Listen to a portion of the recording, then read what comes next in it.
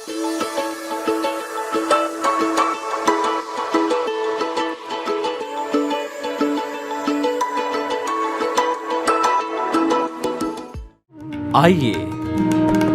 सुनिए, देखिए, समझिए सनातन सत्य। जैसी दृष्टि वैसी सृष्टि, दृष्टि विज्ञान। कुदरत, कुदरती रचना एवं कुदरत के कानून से शाश्वत सुख की प्राप्ति। जोधपुर के परम पूज्य महात्मा उपासक प्रोफेसर डॉक्टर सोहन राज तातेड़ के निर्देशन में सनातन सत्य। जैसी दृष्टि वैसी सृष्टि, दृष्टि विज्ञान।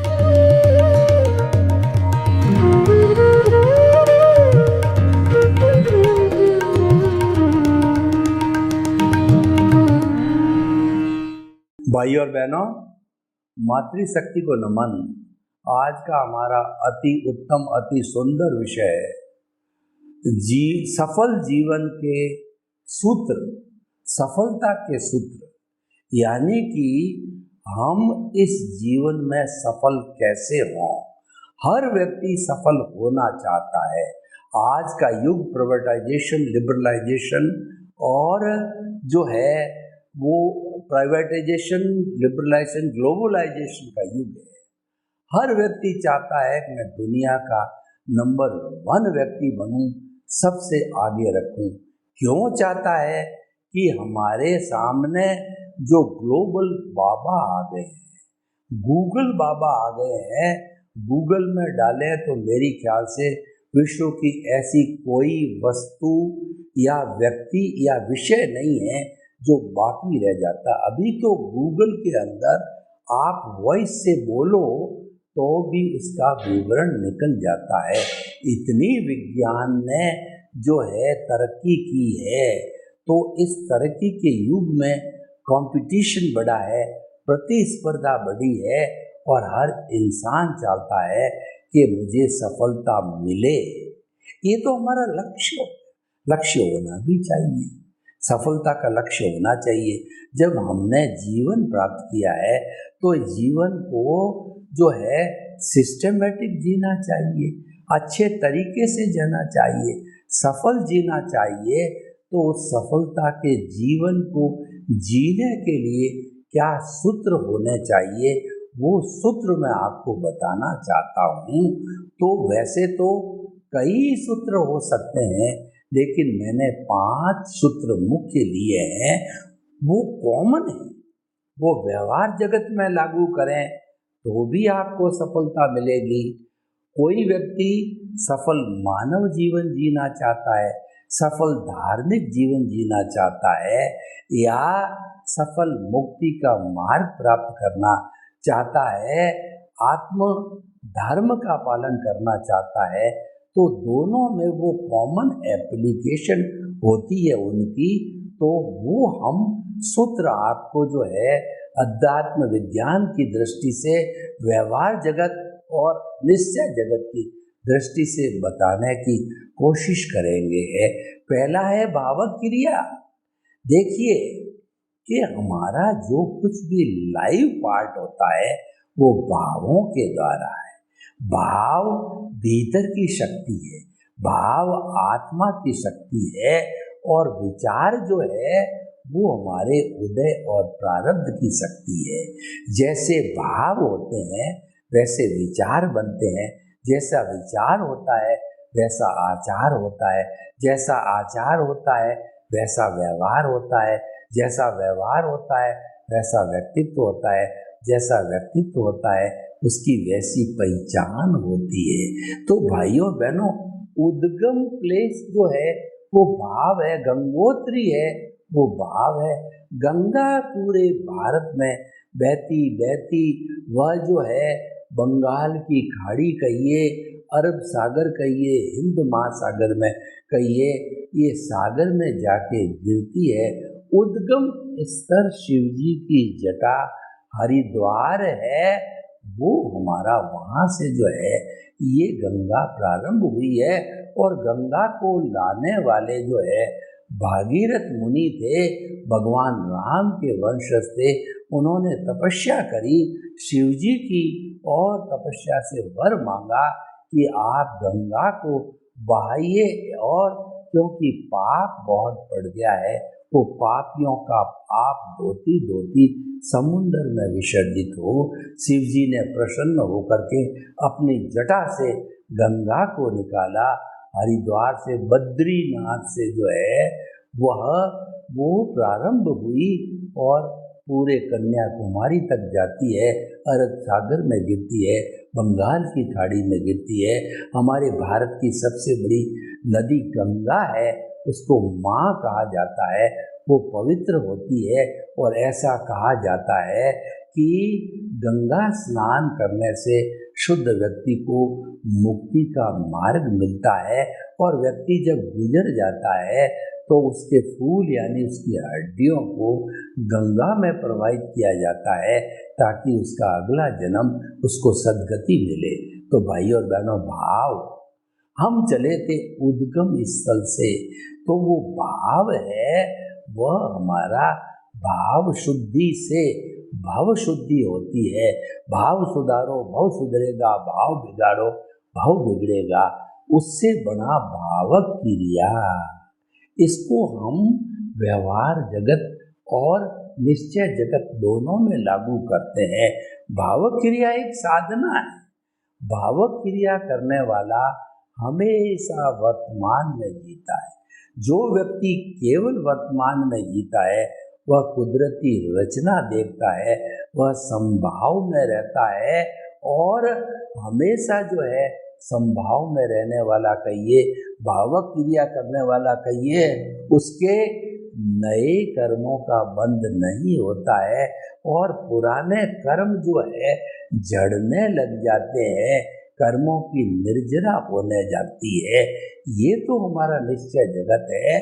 और भावक क्रिया में देखिए कि अगर गृहिणी भावक क्रिया करती है तो स्टोव पे अगर 4-4 स्टोव पे एक साथ काम करती है, वह जागरूकता से रहती है, उसको कोई नुकसान नहीं रहता है, क्योंकि उसका ध्यान उसमें है।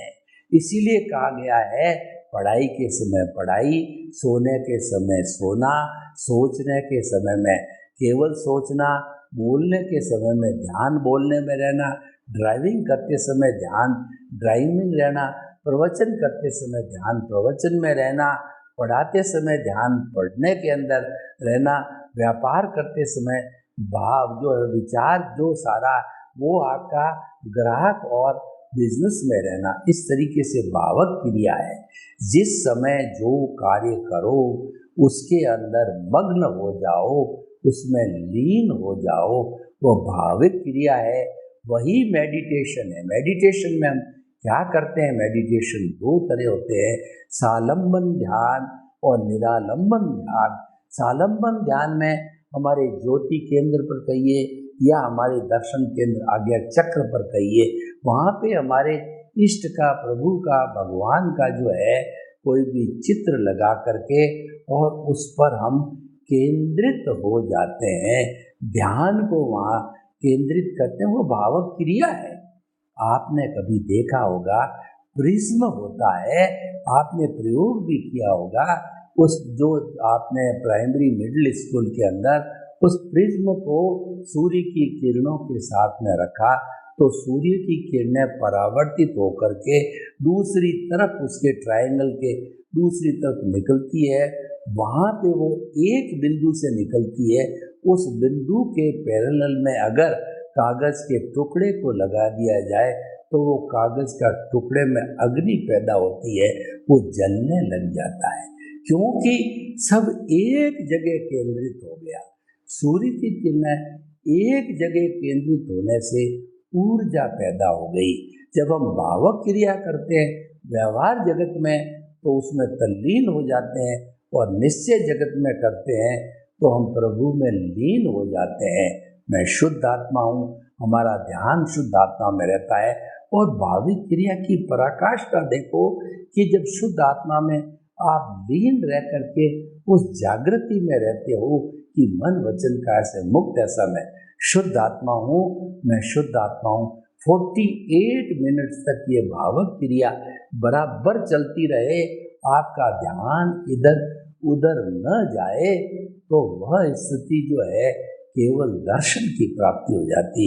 इतना भावक क्रिया में दम है, इतना भावक क्रिया जो उपयोगी होती है, चाहे निश्चय जगत हो, चाहे व्यवहार जगत हो।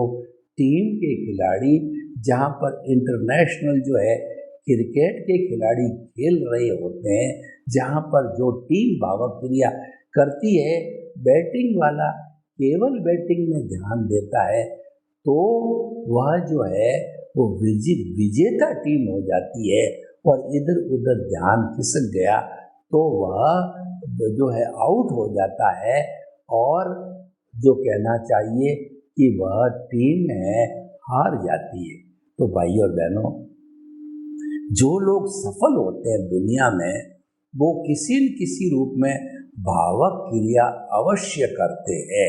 भावक क्रिया बिना सफलता नहीं है। महापुरुष जितने हुए हैं वो सब भावक क्रिया करते हैं। भावक क्रिया वो पीछे से लेके आए हैं, अपने स्वरूप में अवस्थित रहते हैं, वो स्वाध्याय करते हैं, स्व का अध्ययन करते हैं, अपनी आत्मा का अध्ययन करते हैं, अपने स्वरूप में रहते हैं। और जब स्वरूप में होते हैं तो उनको रिद्धियाँ होती हैं, सिद्धियाँ होती है, और वो तो व्यवहार जगत की होती है। निश्चय जगत में उनका अज्ञान धीरे धीरे इरेज होता है। जब हम निर्विचारता की अवस्था में चले जाते हैं, जब हम निर्विचार ध्यान करते हैं, निरालंबन ध्यान करते हैं, वह ध्यान हमारे स्वरूप का होता है। उसमें करना कुछ नहीं है, अपने स्वरूप में रहना होता है। इसीलिए कहा गया है मोक्ष मार्ग में करना कुछ नहीं है, जो किया जाता है वो क्रिया है। क्रिया से कर्म बंद होता है, क्रिया से मुक्ति नहीं है। क्रिया मुक्ति भावों से मुक्ति अपने स्वभाव में रमण करने से है। स्वभाव में स्थिर रहना वह आपका स्पष्ट वेदन है, और ये स्पष्ट वेदन 48 मिनट्स तक लगातार रहता है। फिर वो क्षायिक सम्यक्त हो जाता है, फिर वो 100% जागृति हो जाती है, वो 100% भावक क्रिया हो जाती है। प्रीति हमारी 100% पर होती है, और उससे हमारा अनुभव 360 डिग्री 100% का हो जाता है। तीनों प्रीति, जागृति और अनुभव जो ग्राफ है वो 100% पर आकर के स्थिर हो जाते हैं, और आपको केवल दर्शन हो जाता है। और वह आपके रियल पुरुषार्थ की चरम सीमा होती है। उसके बाद रियल पुरुषार्थ कोई होता ही नहीं है, आपको केवल दर्शन होता है। नेक्स्ट बर्थ में आपको परिणाम स्वरूप केवल ज्ञान होता है, और आप सिद्ध, बुद्ध और मुक्त बन जाते हैं।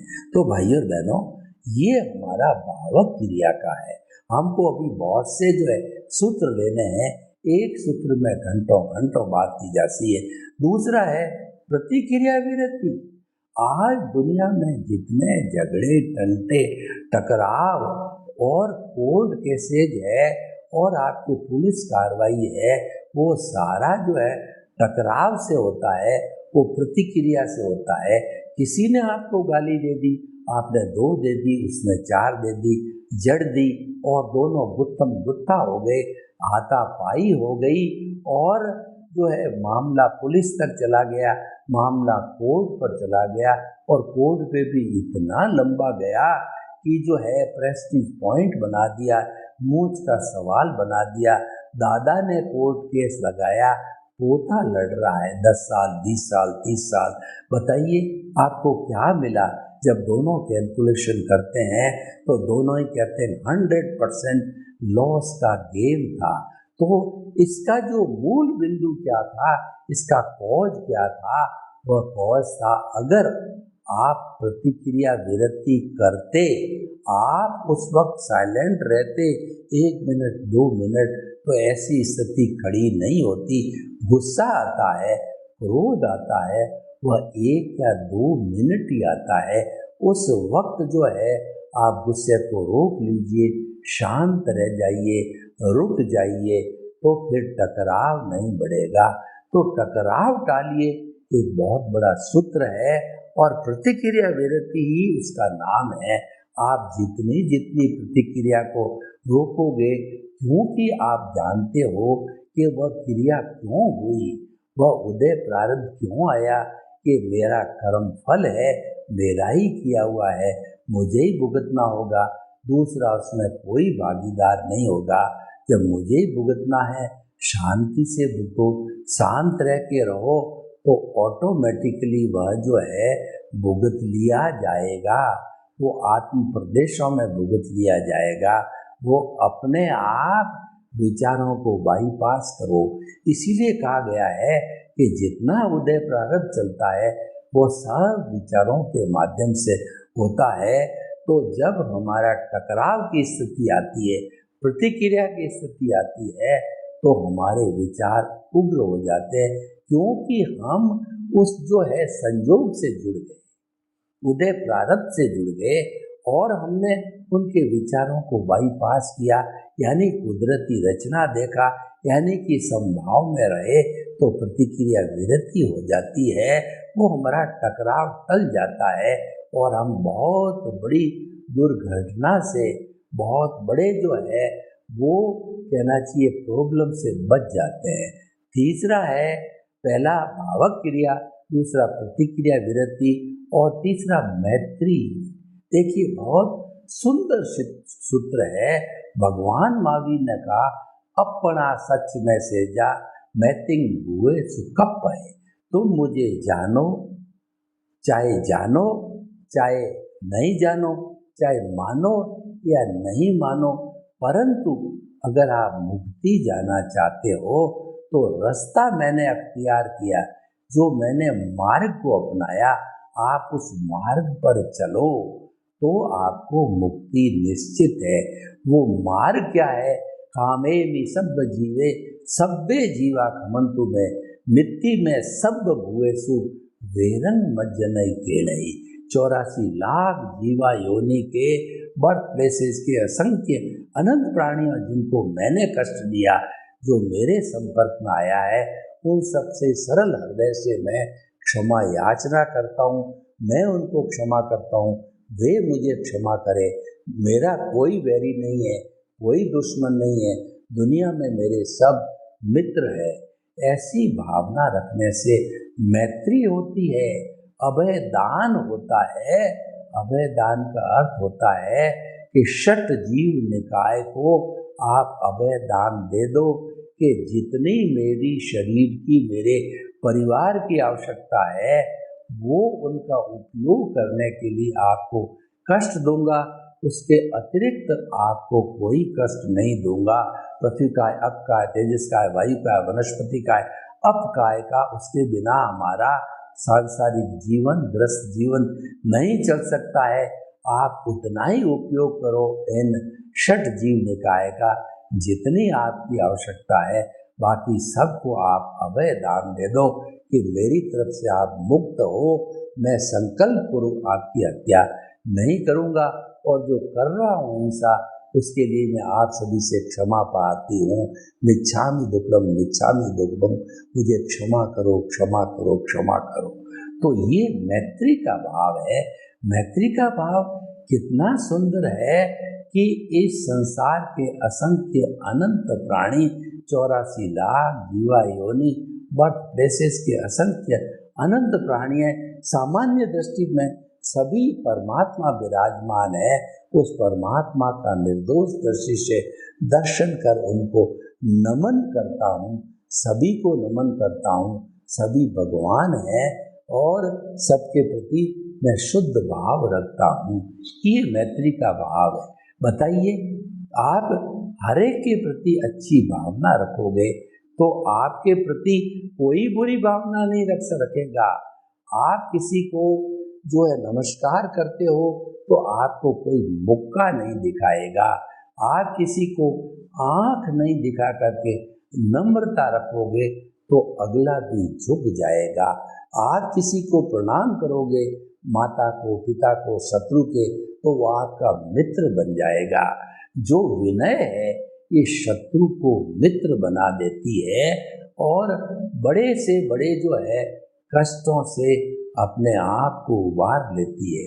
तो भाइयों और बहनों, भावक क्रिया, प्रतिक्रिया विरति, मैत्री और मित भाषण, यानी व्यक्ति को उतना ही बोलना चाहिए जितनी आवश्यकता है।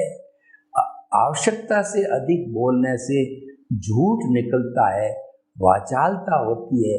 व्यक्ति जो है उस अधिक बोलने से कुछ गलत शब्द भी निकल जाते हैं जो अगले को दुख देने वाले हो सकते हैं। तंत्रिली भाषा निकल सकती है, टॉन्टिंग भाषा निकल सकती है। तो मित भाषण करने से हमारी जो कहना चाहिए, हमारी जो ऊर्जा है, यानी हमारा विटालिटी है, हमारा कर्णवीर्य है, वह भी बचत होता है। हमारा कर्णवीर्य 4 चीज़ों से बनता है, विटालिटी कहते हैं। वो बनता है भोजन, पानी, सूर्य की गर्मी और अग्नि, जठरा अग्नि वगैरह इत्यादि। तो इन चारों चीज़ों से विटालिटी की बचत हो जाती है, क्योंकि हम जो है वो मित भाषण करते हैं। बोलने में, सोचने में बहुत एनर्जी वेस्ट होती है। अनर्गल, अधिक वाचालता से बोलने से शत्रुता बढ़ती है, कटुता बढ़ती है, लोग बुरा मानते हैं और जितनी आवश्यकता हो बोलते हैं, विटालिटी का वचन होता है। और जितना बोलो, मीठा बोलो, मधुर बोलो, सत्य बोलो, किसी को कष्ट न पहुँचे वैसा बोलो। कहा भी गया है, ऐसी वाणी बोलिए और मन का आपा होए, औरन को शीतल करे और आप को शीतल होए। ऐसी वाणी हमें बोलनी चाहिए। तो भाइयों और बहनों, भावक क्रिया, प्रतिक्रिया विरति, मैत्री, मित भाषण और मिताहार। आहार का संबंध हमारी मुक्ति से है। जैसा अन्न वैसा मन। 5 कोश गए हैं, अन्नमय कोश, ज्ञानमय कोश और हमारा आनंदमय कोश इत्यादि 5 कोश है। उसमें से सबसे पहला कोश अन्नमय है। अन्न के बिना हमारा शरीर नहीं चलता है। अन्न कैसा लेना चाहिए? अन्न जो लेना चाहिए वो हित, मित और रित लेना चाहिए। हितकारी भोजन मेडिकल साइंस की भाषा में न्यूट्रिशियस भोजन को कहा जाता है, जिसमें 20% प्रोटीन, 10% कार्बोहाइड्रेट, 10% फैट, 60% पानी, 6% मिनरल हमको लेने चाहिए। उससे जो है हमारा न्यूट्रिशियस भोजन बनता है, वह हमारी बुद्धि को अच्छा रखता है, वो हमारे विचारों को अच्छा रखता है, वो हमारे खून को साफ रखता है और हम अच्छे व्यक्ति बनते हैं, पॉजिटिव थिंकिंग वाले होते हैं। और सात्विक भोजन से हमारा जीवन अच्छा बनता है। उसकी जगह हम जो अगर तामसिक भोजन लेते हैं, नॉन वेज भोजन लेते हैं, तो हमारे विचार दूषित होते हैं, हमारा मन दूषित होता है, हमारा कहना चाहिए खून दूषित होता है और हम हिंसा के भावों में चले जाते हैं, क्योंकि हिंसा करके वो मांस तैयार किया गया होता है। और राजसिक भोजन लेते हैं, चंचलता पैदा करता है, कामुकता पैदा करता है, अब्रह्मचर्य पैदा करता है। ऐसा चटपटा भोजन भी हमें नहीं लेना चाहिए, सात्विक भोजन लेना चाहिए। तो इसीलिए भावक क्रिया, प्रतिक्रिया विरति, मैत्री, मित भाषण और मिताहार 5 ऐसे महान सूत्र है। इनको अगर कोई व्यक्ति जीवन में पालन करे तो उसका व्यवहार जगत और निश्चय जगत दोनों अच्छे रह सकते हैं। वो अपना पारिवारिक जीवन, वो अपना सामाजिक जीवन, वो अपना धार्मिक जीवन, वो अपना मानव धर्म को अच्छा निभा सकता है, प्रसन्न रह सकता है, जीवन में सफल कहलाता है। और साथ साथ के अंदर जो हमारे मानव जीवन का लक्ष्य है, शाश्वत सुख को प्राप्त करना, उसकी भी नींव लगा सकता है। और आने वाले जन्मों के अंदर वैसी नींव लग जाने के कारण हमारा जो ज्ञान दर्शन का डेवलपमेंट है, क्योंकि केंद्र में प्रभु होता है तो वह हमारा ज्ञान दर्शन सम्यक ज्ञान सम्यक दर्शन है, वह हमको शाश्वत सुख की ओर ले जा सकता है। सर्वे भवन्तु सुखिनः, सर्वे सन्तु निरामयाः। लोग के जीवों को सुख मिले, शांति मिले, आनंद मिले, प्रेम मिले, सौहार्द मिले और हम सफलता के सूत्रों को जीवन में पालन करके यह लौकिक पारलौकिक दोनों जीवन अच्छे बनाएं। आपके प्रति मंगल भावना। ओम शांति।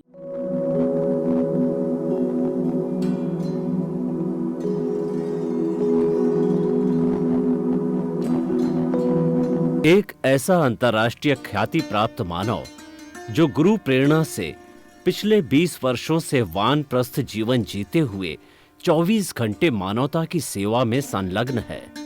एक ऐसा मानव जो अभी राष्ट्रीय अंतर्राष्ट्रीय टीवी चैनलों पर 7,500 एपिसोड के माध्यम से सनातन सत्य, आत्मविज्ञान एवं पुनरुत्थान, व्यवहार एवं निश्चय जगत के जीवनोपयोगी विषयों पर हृदय स्पर्शी प्रवचन कर चुका है। उस मानव का नाम है महात्मा उपासक प्रोफेसर डॉक्टर सोहन राज तातेड़। प्रोफेसर तातेड़ द्वारा योग, दर्शन, शिक्षा विषयों पर रचित पीएचडी स्तर के 250 शोध ग्रंथ भारत के 100 प्रतिष्ठित विश्वविद्यालयों में शोधार्थी पढ़ रहे हैं तथा वे सभी शोध ग्रंथ वहां की सेंट्रल लाइब्रेरियों में उपलब्ध हैं।